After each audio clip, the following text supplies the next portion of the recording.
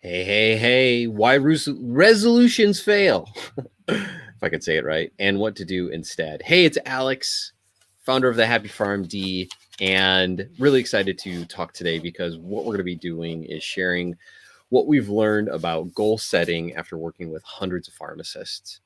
And if you didn't see my video yesterday, we created a brand new guide. It's called Your Happy Farm D Year. It is about a 13-page guide that goes over really your past year, 2020. I know we want to say goodbye to it, and we want to say yes to 2021. So we wrote down all of our questions to help guide people about making more of what made this past year really good, make next year good, and decreasing what made last year bad. The things that are within our control, right? So if you want to check out the guide, you can go to this page, thehappyfarmd.com/yourhappyfarmdyear. And you can download that guide for free. You can get a printable version or a fillable version if you just rather keep it electronic. And this is so cool because we're going to be doing this every single year.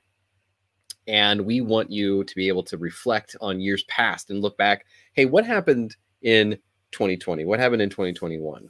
In order to move forward and build a powerful career, life, health, and great relationships. So we want to break down in this session why resolutions fail and what to do instead. So some very interesting stats that I looked up. I found it conflicting in a few areas, but what we found was that about 60% of Americans, anywhere from 50 to 60, make a resolution. If you are younger, millennial and younger, it's like 80, 90% of people make a resolution. And as you get older and older, that percentage goes down and down and down and down and down. So do you have a resolution? I'd love to hear. If you do, just write it in the chat. I'll show it here. But if you don't, I understand because they don't work. And unfortunately, what a lot of I checked two different surveys with over about 2,000 people, and both of them said that only 8% successfully achieve their goals. So man, if we've been doing resolutions now for, as a human race, little about 6,000 years documented, and only 8% of us are actually achieving them, why are we doing this? I think we need to stop doing resolutions and instead focus on doing what's right. So why do resolutions not work? Well, I think the first reason is they lack a timeline. I think people say things like, this year I'm going to run a marathon. This year I will write a book. This year I will get a new job. This year I'm going to lose 15 pounds. Well, if you say that without any sort of deadline, it just it goes into the ether and it doesn't exist. And you don't know when you're going to accomplish anything. And it becomes something that you just have to put into your next year's plan. If it's not a priority, it isn't going to happen. And so what do you need to do instead is it's got to have a deadline. It has to have realistic deadline. You're going to do a marathon, find out when the next marathon is and sign up. If you want to write a book, you have to put it on your calendar and say, I want to have a first draft done by X amount of time. I knew for a fact that I would not have a book ready if I didn't make RX author. We created a group for pharmacists who want to write books. And I now have in my hands a rough first draft. Still needs quite a bit of editing, but it's a first draft. And I would have never been able to do that if I didn't have a timeline, if I didn't tell myself by December 31st, I'd have a first draft done.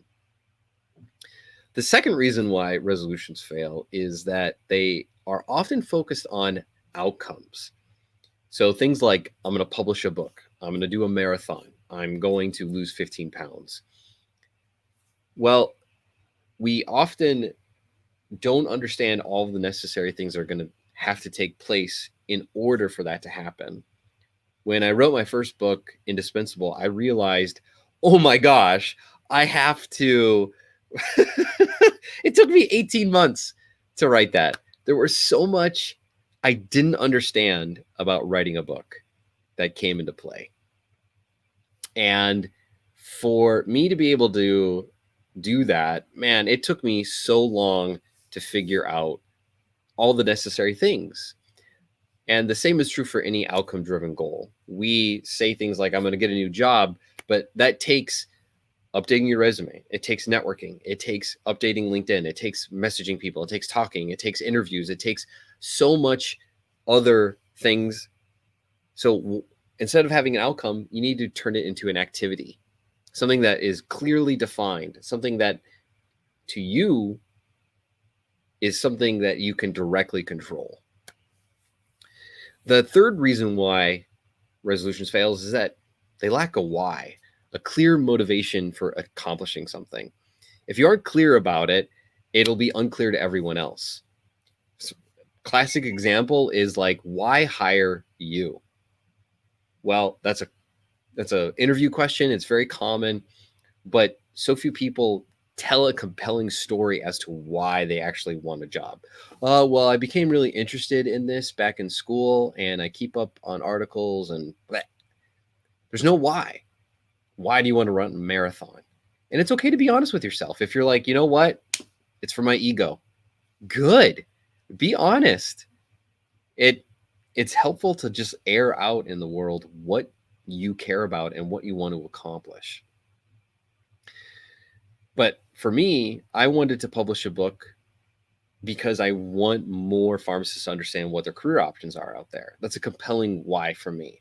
It's why I wake up in the morning, because I know that if they find out what's out there, they can have hope. Their families can change, their lives can change. The fourth reason why resolutions fail is because they often lack a reward or a consequence. Too often, people come up with goals that are only influencing themselves. They don't think about it. Kind of goes back to the why. Many people like want to get a new job because of how they feel, or they just want to do something more fulfilling, or they're passionate about, but they don't think about who else it influences. When you are focused on what your goal accomplished can do for other people, you are more likely to achieve it. There's a really interesting study where I won't get into it, but never mind. The basic idea is that when you are doing something for someone else, which is what pharmacists are crazy about, you are more likely to achieve it. And if you don't do something, what are the consequences?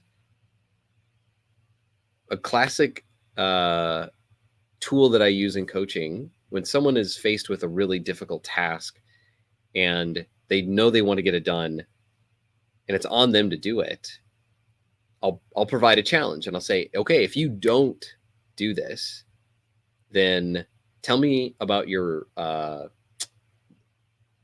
was about to say most hated, but that's not the right word. Maybe it's like the politician you like the least. Who is that? Oh, it's this person. Great. If you don't accomplish this by X date, then you need to give that person $100. Boy, does that make people move. Why? Because it's a consequence. And it's outside of yourself. It's no longer, oh, I want to write a book. I want to do this exercise. I want to do this. I want to apply to this job. I want to get an interview. It's outside of yourself. And if you don't do it, if you don't push yourself to accomplish that goal, no matter how you feel about it, you've got something perhaps worse or better, if it's a reward, to help you motivate yourself to move forward and to make it happen. So why do resolutions fail? They lack a timeline. There's no deadline.